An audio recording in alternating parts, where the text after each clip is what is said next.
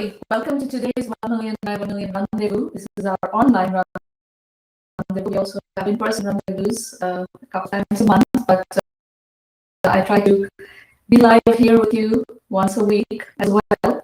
So here I am, and hopefully some of you are going to chat with me.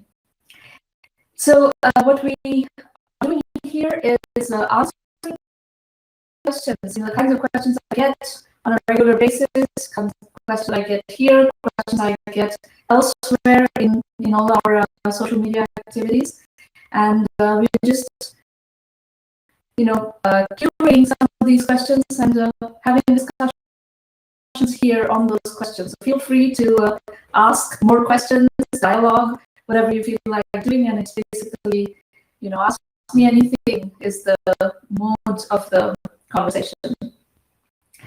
So the first question I'm going to tackle today is, why do founders get fired?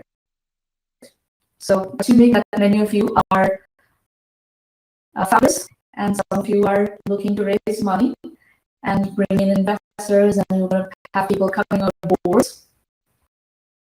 So somewhere at the back of your mind is the worry that you could get fired.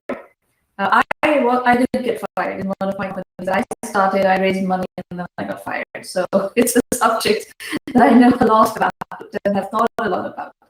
So why do founders get fired is a question that is worth understanding. Why is it such a recurring issue in entrepreneurs' lives? And I will categorize the causes in 3 key buckets. Non-performance is definitely one. If a founder takes investor money and then fails to deliver on the KPIs quarter after quarter, that would be a legitimate reason for getting fired.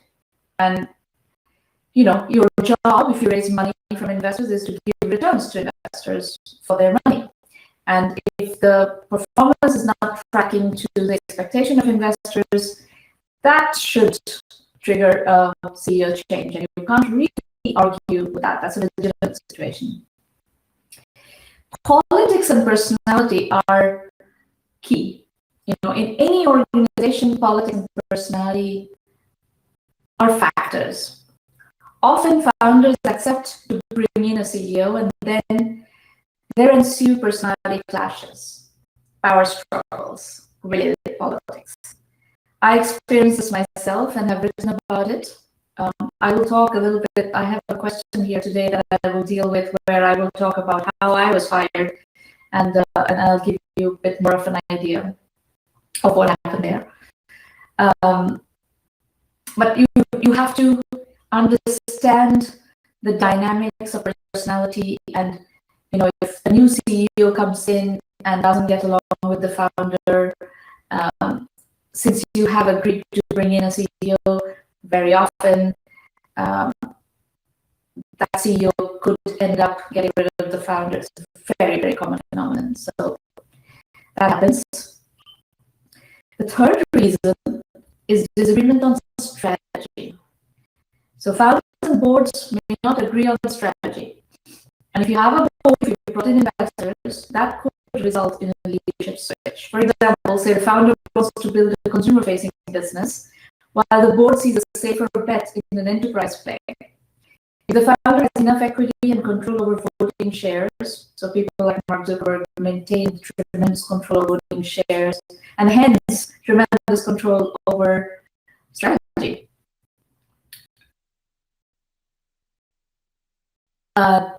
That's one way for founders to protect their control over strategy, and you can win the argument that way. But if not, strategy disputes are a common reason that founders do get fired. So those would be the 3 key reasons I would highlight.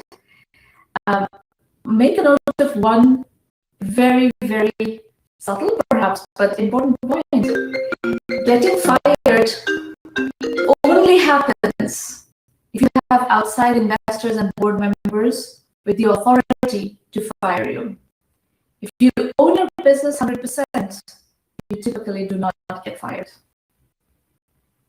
So think about that once more. Getting fired only happens if you have outside investors and board members with the authority to fire you, if you own your business 100%, you don't get fired. All right. We'll go to the next question.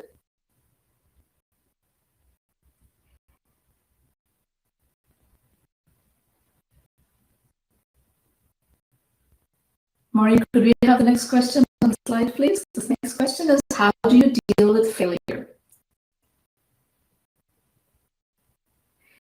So if you decide to become a founder, if you decide to be an entrepreneur, you have to reckon with the fact that failure is the higher probability event in your life, because the percentage of entrepreneurs, the probability of how many entrepreneurs actually succeed is very low.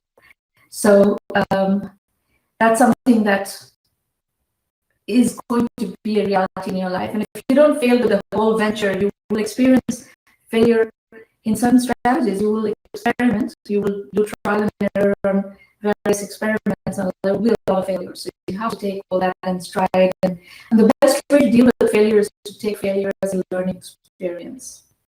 So some years ago, I would say probably 5+ years ago, LinkedIn did a series called If I Were 22, just around commencement time, when all the different schools, colleges are having their commencements and people are delivering commencement speeches. LinkedIn asked all its influencers to write kind of a commencement talk. And the series was titled If I Were 22. So I was invited to be part of that. And this is what I said. And this is apropos to the failure topic. And the topic is, I was fired from my own company. So I'll tell you how I dealt with that. So I'll read you first a piece of poetry. It's by Rabindranath Tagore, who won the Nobel Prize for Literature in 1913. It's a very famous poem, written originally in Bengali and widely translated. Where the mind is without fear and the head is held high, where knowledge is free, where the world has not been broken up into fragments by narrow domestic walls, where words come out from the depth of truth, where tireless striving stretches its arms towards perfection, where the clear stream of reason has not lost its way into the dreary desert sand of dead habit, where the mind is led forward by thee into ever-widening thought and action, into that heaven of freedom, my Father, let my country awake. This was Tagore's vision for his country, India, poor, backward, oppressed by a few hundred years of British colonization. In these words, however, I've always found great resonance for a beautiful, personal vision that is both contemporary and timeless. It was true in 1993 when I graduated from college on a beautiful spring afternoon in New England, eyes full of dreams. It is true today as I navigate my way from Silicon Valley through the maze of a complex global challenge, eyes still full of dreams. It is not always easy to hold your head high. Life throws curveballs at you, tries to beat you down. In 1999, I was fired from one of my own companies. I raised the venture capital from NEA, and we brought on a middle-aged, supposedly experienced guy as CEO. I was in my 20s. The guy was incompetent and political. He didn't understand the product, and he had no vision. We didn't figure any of these qualities out until he joined, because he was on a charm offensive until then. And I had limited experience making this kind of a hire. We thought he would complement my product skills and vision with superior sales skills. Once he was on board, it started going downhill very quickly, and he set out to fire me. I had massive immigration challenges and very little negotiating power because I didn't have a green card yet. Long story short, I was in Buenos Aires when he called the board meeting over the phone and fired me. The board let him. I walked around on the streets of Buenos Aires alone, trying to absorb the blow. For a week, I danced 12 hours a day, my way of trying to hold my head high. 6 months later, they had to fire the idiot. The angel investors offered to fund me again and start another company. I did. Life went on. Life always goes on. In 2010, I started 1 million by 1 million. Currently, the only global virtual accelerator in the world.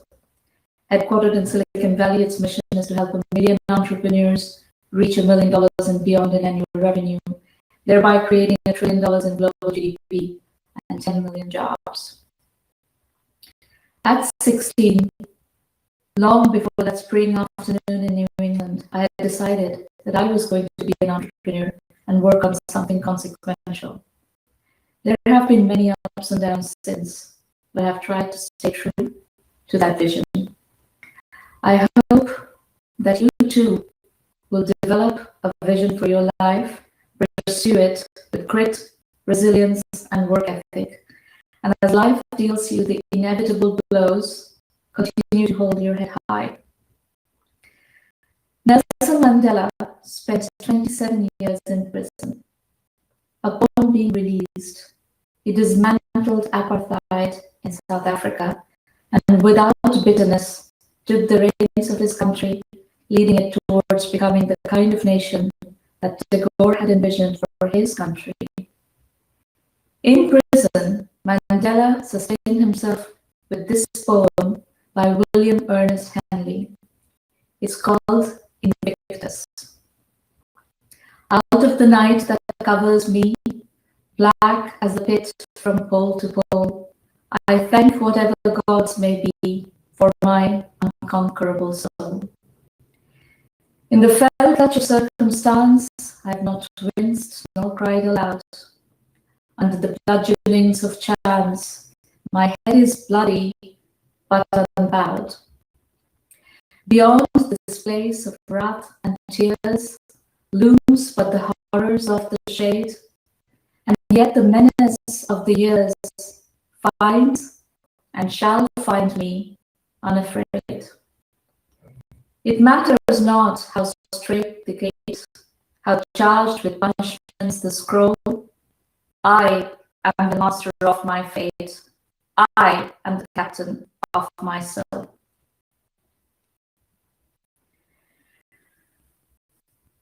All right. We'll go to the next question. Maureen, if you could put that next question up.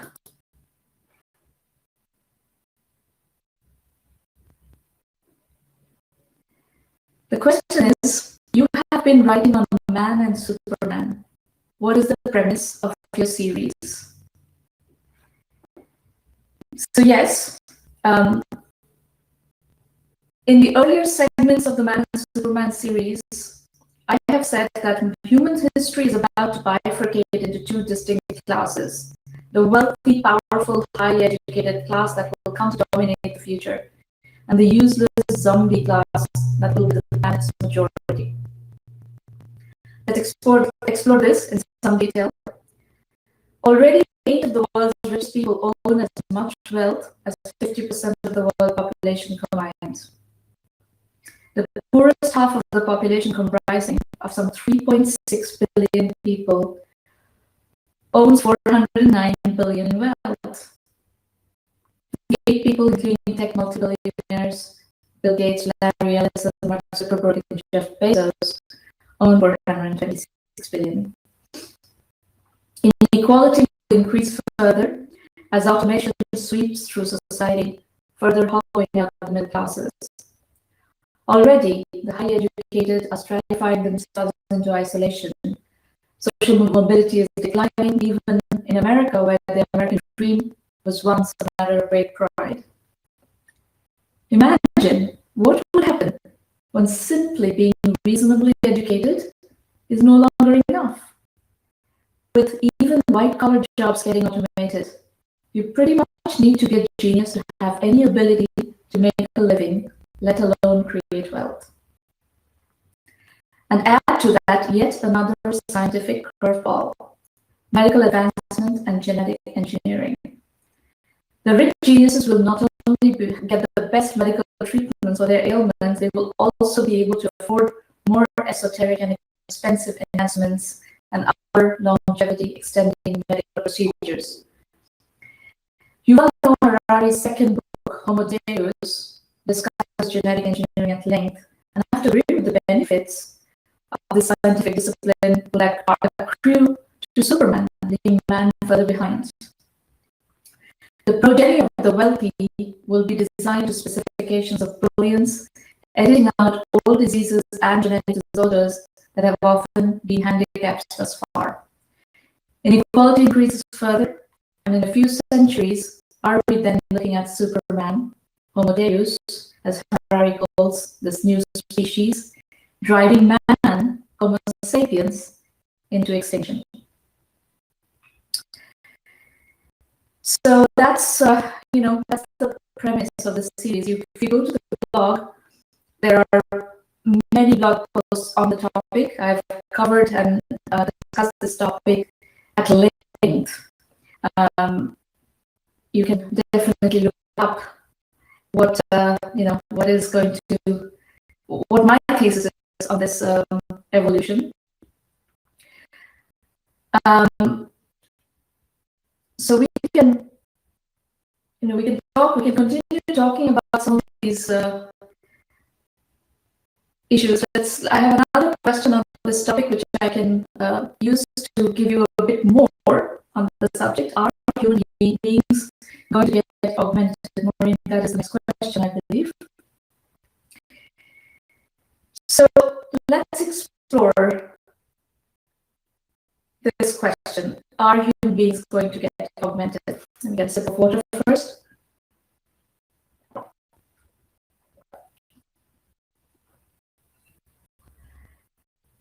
I believe biotechnology enabled brain enhancement is going to happen.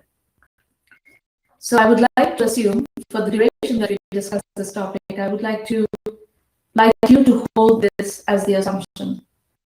There will be roadblocks and speed breakers that will slow the adoption of this technology. Policy is one such speed breaker. Religion could be such a speed breaker as well. Why tamper with God's creations? It is sin. Economics could be a speed breaker. Only the rich can afford, the poor cannot. We just discussed the inequality issue. But once this technology is ready, all these questions will get answered. That's my belief. I believe also that the answer lies in the future of education. Think for a moment how powerful an education opportunity this offers to humanity. If a nanoscale implant can be installed on a human brain that immediately empowers that individual to speak and write English like Shakespeare, French like Proust, understand economics like Amartya Sen, physics like Einstein, dance ballet like Anna Pavlova, and play sitar like Ravi Shankar, in the end, humanity will embrace the technology. The key question would then be what ought to be in this implant.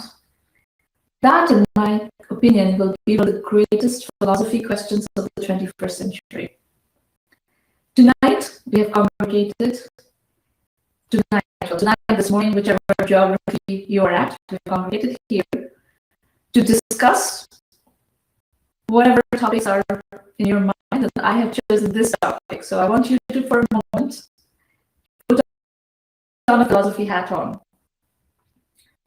If you look at modern education systems around the world, philosophy is not part of the compulsory education system. Ethics is not taught in secular schools by and large. What creates a happy life isn't taught in schools. As technology has become the dominant force of economic advancement, software programming has taken precedence over most other disciplines. But that's about to change. We won't need programmers. In a couple of decades, automatic code generators will be writing software. Brain implants thus wouldn't necessarily need programming languages as part of its repository. Rather, they would need social intelligence. Why has humanity been so successful as a species on planet Earth? Because through a complex and sophisticated set of narratives, it has managed to get the species to collaborate, not just compete. Human beings do not operate as a survival of the fittest society.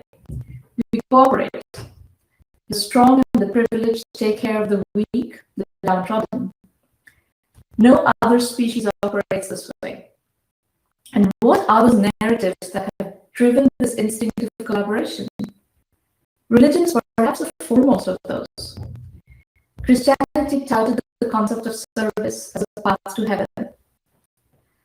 Swami Vivekananda used the same principle to take his order and his philosophy of Hinduism, tolerant Hinduism, to the world. The Jewish community is deeply philanthropic and service-oriented. These are just three examples. I think the service orientation exists in most religious groups. The counter to this age-old principle runs human selfishness. The crass animalistic instinct of might is right. It is okay to swindle people. It is okay to steal as long as you don't get caught. So it seems to me that one of the key pieces of the brain implant ought to be the service and philanthropic orientation. And alongside that, the deep sense of justice, fairness, ethics, righteousness. You're not used to thinking about these things on a daily basis. So this morning or this evening or this afternoon, wherever you are, I'm asking that you think philosophically with me on this topic, on what is the future of humanity and how can we leverage technology instead of get blindsided by it and become extinct. We can leverage technology and enhance the species as opposed to becoming extinct. And we are discussing here the philosophical implications of that topic. So if you're joining late, that is the discussion at hand at the moment. So coming back, what if we can simply eliminate dishonesty through brain implants? What if this evolutionary step humanity is about to take ensures that the new man will be ethical by design? Imagine how powerful a step we would be taking. The rest, whether a person will become a physicist, a dancer, a painter, or an economist, can be determined the same way it is determined today.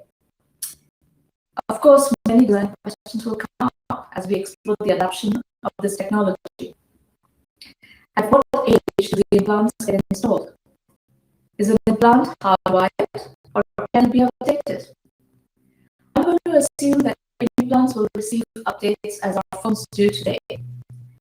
Thus, if implants can be updated as the child develops, then the basics of education can proceed the way they do today, but each step with a stronger foundation.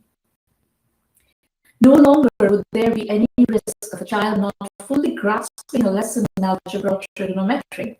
Everyone grasps everything. No more competition for grades. Learn, then learn more. Think, then think more. Learn to be creative. Invent. Innovate. Based on that learning, no child fails. No child is left behind. The child reaches 18 with a broader and deeper knowledge of the options to then make a choice of which discipline to make her vocation. Further updates to the implant happen accordingly. If physics is her choice, then she starts her journey with all of the existing knowledge and understanding of physics in her brain right away. She then builds on that knowledge and explores how to advance that knowledge. Our young physicist is operating at a genius level off the bat. Let us now see what she invents. Cross-disciplinary updates are possible. If you're interested in biotechnology and organic chemistry, both topics can be updated at a very young age.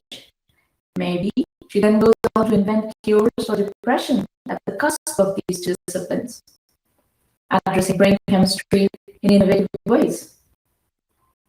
In the design of the plans, I also feel there needs to be a comprehensive strategy for how to teach people to build strong relationships. An epidemic of loneliness is running through society today. Since the advent of social media and the smartphone, addiction to the device has become a chronic disease. Since people don't meet, talk, eat together as much, they text. But again, going back to ancient wisdom and philosophy, long ago, Gautama established community, Sangha, as one of the core tenets of his new religion, alongside Dhamma, righteousness, and Buddha, self-knowledge. Buddhism, the most secular of today's religions, has much to offer in building the philosophical framework of tomorrow's technology and society.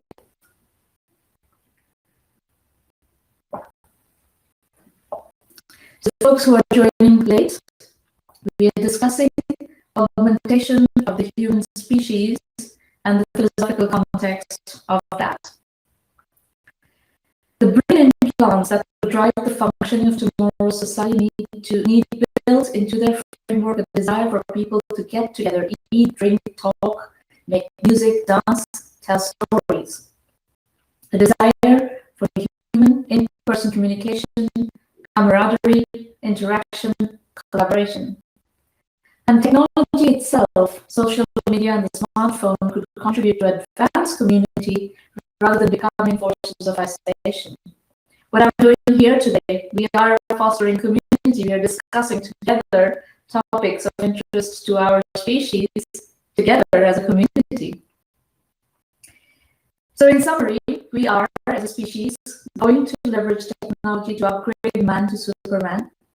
As much larger population of humankind will be able to not only survive but thrive if we succeed in making this evolutionary change. The parts of society that will reject this evolutionary change most likely will become extinct. Darwin's natural selection principle will apply. The fittest will survive. The fittest, however, will be technologically advanced and enhanced. And we need to root the designing of this technology in philosophy, in wisdom derived from thousands of years of human history. As human history bifurcates, we need to systematically ensure that a large population of man successfully upgrades into Superman as possible. That would be the best, most robust way of saving the species from extinction. This begs the question, how? The economic question of the how is daunting, but I also believe that this is not insurmountable. Let us draw parallel in contemplating this issue. My ancestors were successful, wealthy, highly regarded members of society. They considered philanthropy and social contribution as an important responsibility. Among the various ways they contributed was by building schools. Bill Gates, one of the richest men on earth, has made philanthropy, especially education, a core charter for his post-Microsoft life. So humanity has already got a framework for education-related philanthropy. In the world we're designing, an important component of education will become these implants we've been contemplating today. So instead of building schools, late 21st century philanthropists may simply fund large numbers of implants to upgrade large populations of man to Superman. There also exist frameworks for supporting public schools with taxpayer money. The same flow of funds can continue towards funding education, except instead of schools, this money would support implants in the future. So, with a bit of imagination, the funding required for upgrading humanity from man to Superman is viable. There is another issue that we need to contemplate in designing humanity's upgrade path to Superman, the role of the narrative. I said earlier that religion has been one of the foremost narratives around which human beings have collaborated. Religion has necessitated that members of various groups look after their weak. Religion has offered holidays during which to get together around specific stories. Whether it is Christmas and the story of baby Jesus, whether it's Durga Puja in the Bengali tradition, which I come from, that is built around a wonderful story of the goddess visiting her parents with her children. It is a celebration that brings people together, fosters community. Christmas, Easter, the Jewish holidays, everything is around bringing community together, friends and family together. All religious holidays have this characteristic. All these wonderful aspects of religion are worth preserving. However, religion is also creating havoc in the world right now with terrorism, fanaticism, and colossal mayhem. The story has gone out of control. In what gets implanted into the brains of billions of future Superman, how we deal with religion needs to be thought through very carefully. Lest we create billions of fanatics instead of billions of educated, enlightened, tolerant, secular human beings with strong ethics. Of course, we have to, in this context, deal with the topic of God, which is a very sensitive topic. So I'm going to tell you my perspective. If it offends you, I apologize. But I do feel the need to say a few words about the definition of God. To me, God represents transcendence. I do not believe in an omnipotent, omniscient, benevolent God that watches over us. If there was such a God, humanity would be further along on the path of peaceful coexistence. The slaughter of man in the hands of man that we still see all over the world begs the question, are we defining God in the right way? I know it is sacrilegious for me to say, to pronounce that the concept of God, the narrative around it, needs to be rethought. But it does. The narrative is outdated. It does need to be rethought, especially as we contemplate what ought to be programmed into the brains of billions of people in the next revision of the human species. God isn't watching over us and making sure everything good happens. Everything good is not happening. If you have any doubt whatsoever on this subject, remind yourself that Bashar al-Assad is currently the president of Syria. He regularly slaughters his people. Why are these people any less worthy of the mercy of an omnipotent God? Is everything good really happening? No, everything good is not happening in the world. But there is God. God is in the moment that we experience beauty, human warmth, love. God is in the good we do in the world. God is in the love we love. God is in the art we create. God is in the work we do, in the excellence we seek. God is in the science we pursue with dedication. God is in the purity of our existence. God is in simple decency. This secular philosophy needs to be built into the technology that will drive the future Superman species. In case you're thinking all this is science fiction, consider the recent news that Elon Musk's secretive brain technology company is already testing implants on monkeys. So what I have discussed today is not that far-fetched. At MIT, researchers have figured out ways for people to do Google searches just by thinking. Imagine the entire repository of knowledge from the internet available just by thinking. We've discussed the future of education for a while. Let's now discuss the future of healthcare. In my last talk on the future of capitalism, this what I've just told you builds upon, By the way, that talk is available on YouTube if you're interested in connecting the dots of what I'm talking about today versus what I talked about the future of capitalism. I did talk about the future of healthcare. If you think about what a doctor needs to do to diagnose an illness, she needs to consider all the symptoms, take into account all the test results, consider all the treatment options, factor in all the side effects of various medications and their interplay with other medications the patient is already taking. This is effectively a multivariate optimization problem that the doctor has to do in her head. And she needs to keep up with all the new research and advances in medical science and factor those in as well. The field of medicine is full of incorrect diagnosis and treatment of illness. Now, if you replace this whole process with software, which IBM is trying to do with their Watson supercomputer, medical diagnosis becomes a truly scientific deterministic process. I can tell you, if I had the option of being diagnosed by software versus a human doctor, I would always prefer software. It will be far more accurate. Tonight, with the assumption that the brain can be seriously augmented, we can take this discussion further. What if all the medical knowledge of the world is not just buried inside the head of a doctor?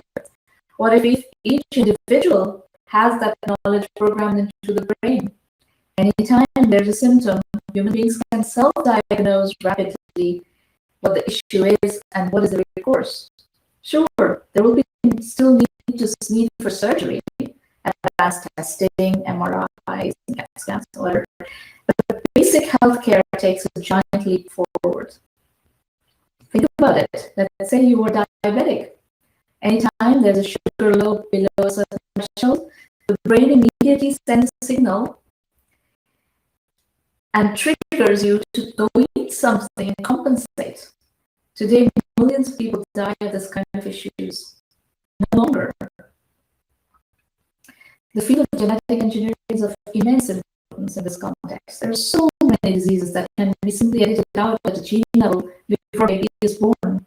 Imagine a world without schizophrenia. Chinese scientists have already created 2 babies who have dramatically reduced probability for contracting HIV. The regulations and ethics of this field are currently murky, so research is stalling a bit. But sooner or later, I fully expect that this field will advance and there would be a dramatic impact on the quality of human life. What if Alzheimer's, Parkinson's, cancer, cardiac diseases, diabetes, schizophrenia, autism can all be genetically edited out?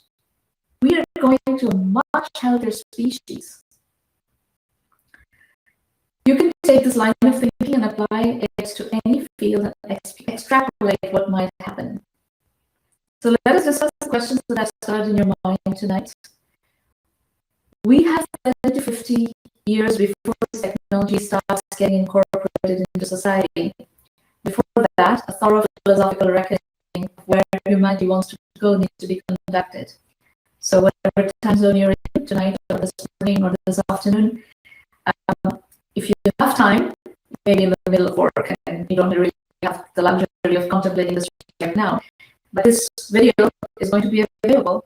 So when you have time, if you want to start asking your questions in the comments for the video, I will be more than happy to dialogue with you and try to answer those questions, either in the comments or I will, share some blog posts on the questions that you are raising, or we will discuss it in follow-on rendezvous sessions. Okay. So I'll take a couple of last questions that are more directly related to 1 million by 1 million. Remember 1 million by 1 million? Our global virtual accelerator is available for you if you are looking for help in your entrepreneurial journey. We recently announced the Backbot 1M by 1M Social Good Startup Challenge. Maureen, could you please put the slide up? So I'm going to talk a bit more about that. And so for those of you who are working on social good startups, if you want to apply for this challenge, you can. Blackbot is the market leader in cloud software powering social good. And we have launched the Blackboard 1M Social Good Startup Challenge. It's open to early-stage companies with products that extend and complement Blackboard vertical solutions. The competition will select startups through an application process and will be rewarded with access to Blackboard Sky developer platform with the shared test environment, a private support channel with one-on-one help setting you up for success with your integrations, ability to reach thousands of Blackboard customers. Blackboard has 45,000 customers, and your software would be made accessible in product via their connected apps marketplace. There will be add-ins that show your product data features natively in Blackboard Sky products.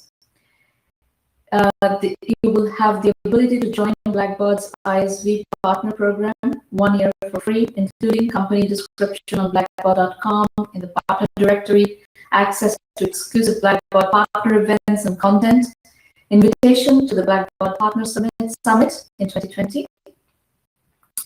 There will be invitations to regional customer events convened by Blackboard Marketing, a demo day to pitch your product to Blackboard vertical sales and product leaders, opportunity to leverage Blackboard marketing channels, blogs, podcasts, etc. Discounted tickets to attend BDCon 2020, Blackboard's premier tech gathering for social good. They have a lot of customers coming to that. You will also get some free Microsoft Azure accounts, credits towards services and architectural design consultation. Consideration for 5,000 to 25,000 grants. No strings attached, no equity dilution from Blackboard's new startup fund. Plus, you get 1 year scholarships to 1M by 1M Premium, which includes access to weekly mentoring and a proven online curriculum to help accelerate the business building progress of entrepreneurs. 1M by 1M also offers access to a vast network of potential customers, channel partners, investors, media, analysts, and advisors through the 1 by 1M Premium program. So quickly, the participation criteria is early stage software company with product in market, at least one paying customer. Existing or target customer base in one or more of the following verticals: arts and cultural organizations, corporate social responsibility, faith communities, foundations, grant makers, healthcare organizations, higher education institutions, K-12 schools, non-profit organizations. And you want to have software that would integrate with one or more Blackboard products through API access and support. That will be included in your award. So the deadline for applications is December 1st, right after Thanksgiving. So everybody is encouraged to apply, and I recommend that if you are listening to this and this catches your eye, and it's something that you want to apply for, by all means, come to one of the free 1 million by 1 million roundtables. And that happens almost every Thursday morning, sometimes differently. But if you go to our website, 1mby1m.com, and go to the free public roundtables page, you can register to pitch or to attend. And please come and check out 1 million by 1 million. And this is also, by the way, I'll always get questions on how do you get feedback on your venture from me.